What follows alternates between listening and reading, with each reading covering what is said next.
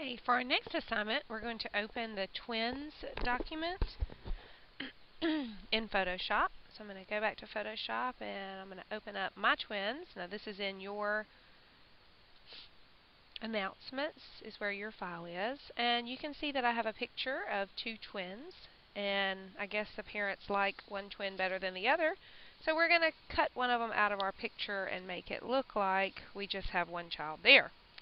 So this assignment is in your binder after the black and white photo, if you would like to look at the directions also.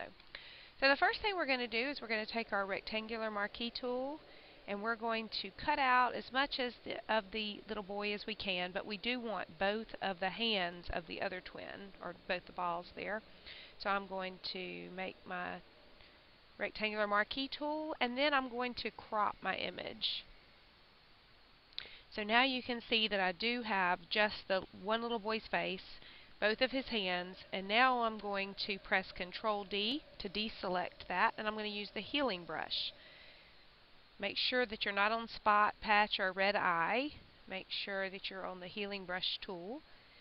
Now when I press Alt, you can see that the cursor is going to change like to a target sign. And in order to get rid of this twin's face, I need some of these balls up here.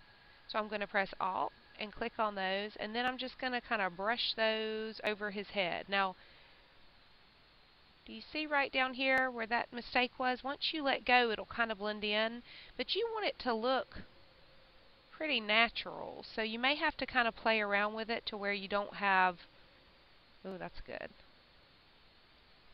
See that? And you would never really know there was a face there. There's this one little spot right here I don't like, so I'm going to press, oops, sorry, didn't mean to do that. So I'm going to press Alt again, and I'm going to paint in there. Okay? So then after I do that, I'm going to go to my image size, and not under pixel, but under the document size, we're going to change this width to 4. Ignore what it says about the other, because that's just going to change your height to whatever that width is. Now we're going to save this image. File, Save As, and you're going to save it as Twins Edited in your Lesson 3, in your Photoshop folder. Okay? And once you save that, you're going to close it. Now I'm going to go to File and open up a new document, and I want the width to be 11.5 inches, the height to be 11 inches. When I click OK, a brand new document is going to appear. And I'm going to save that document as Warhol, W-A-R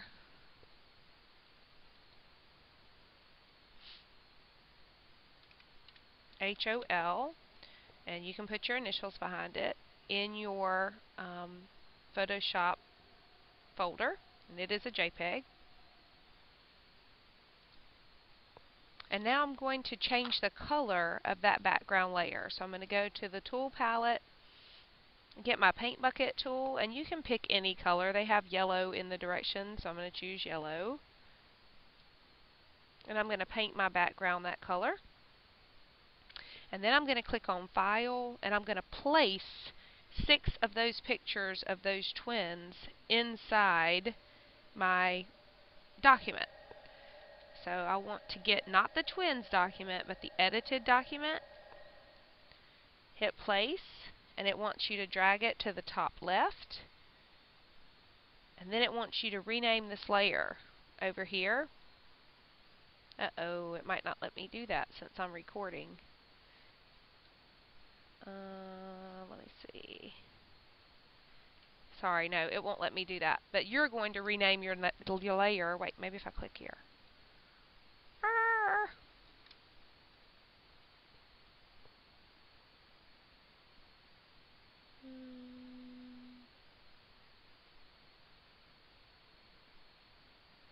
Anyway, sorry, it won't let me do it since I'm recording right now. But in your layer, you're going to rename that to top left, and then you're going to click on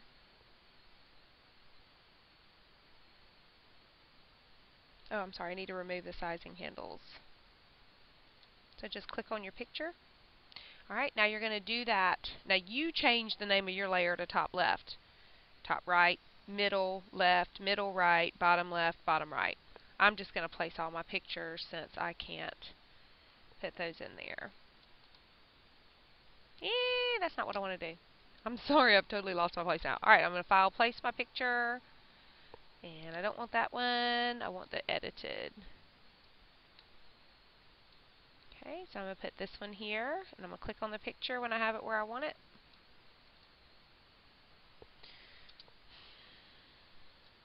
And I'm going to do that 6 times. Because after we place that picture 6 times, we're going to do something with it. Now remember, you're going to rename your layers. That's one of the things we're going to be looking for when we grade yours, is that your layers are all renamed. The only reason I'm not doing that is because my screen recorder won't let me get to that section. Now that I've placed all 6 pictures in my document, and I'm just hitting, to get rid of those sizing handles, I'm just hitting enter. Now that I've done that, and in yours, make sure that you've renamed all those layers, of course, again. I'm going to go to the filter menu. Okay. And in the filter menu, I'm going to click on filter gallery. In my filter gallery, I can choose any of these that I want to put into my photo. Just play around with it a little bit and see which ones you like. After you look at it and play around with it a little bit, see, here's mine down here that I've edited. You're going to do that to all 6 pictures. So for each picture, you're going to click a different filter. So click on your picture, go to filter, filter gallery, and just choose whatever filter you want to apply to that picture, and do that all 6 times. Then we're going to go to the text tool, to the horizontal type. We're going to insert this down here. Now remember, right now my text is the same color as my background, so I'm going to change that. I'll change it to that color. And I'm going to type in my first and last name, ICT 2 2013, because this is not 2010, thank goodness. Now I'm going to go to menu and choose character. Mine's already viewing over here. So right over here, this is where you can change all your font and everything in your picture.